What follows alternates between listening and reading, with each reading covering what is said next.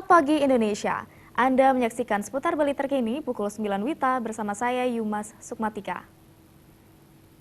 Pemirsa Komisi Pemilihan Umum atau KPU Provinsi Bali masih membahas peraturan kampanye dalam Pilkada dan Pilwali serentak di Bali.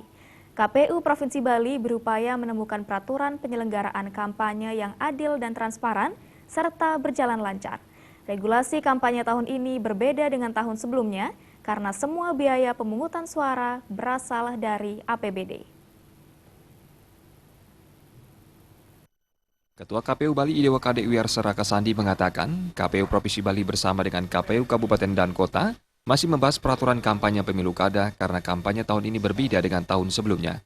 Saat itu KPU hanya menyampaikan regulasi, namun saat ini seluruh dana kampanye pasangan calon berasal dari APBD. Karena peraturan ini terbilang baru, pembahasan dan persiapan lebih awal sangat diperlukan. Diharapkan nanti masa kampanye berjalan lancar dan adil, serta terjaganya transparansi. Ini masih dibahas ya. Jadi pada prinsipnya bahwa jika dalam pilkada sebelumnya, masalah kampanye itu KPU hanya menyampaikan regulasinya.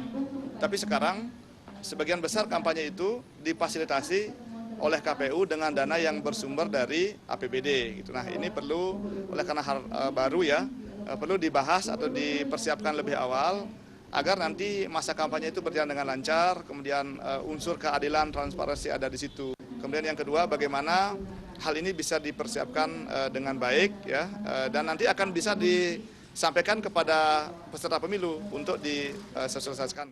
Ditambahkan Rakasandi terkait permasalahan tahapan Pilwali Kota Denpasar yang diprediksi akan ikut membuat mundur masa kampanye. Hal itu diharapkan tidak berpengaruh terhadap masa kampanye di kabupaten lainnya. Untuk itu pihaknya masih menunggu dinamika di lapangan. Raiswantara dan Saputra, Bali TV. Pemirsa, demikian seputar Bali terkini kali ini. Nantikan informasi menarik kami dalam seputar Bali terkini 1 jam mendatang. Salam Indonesia.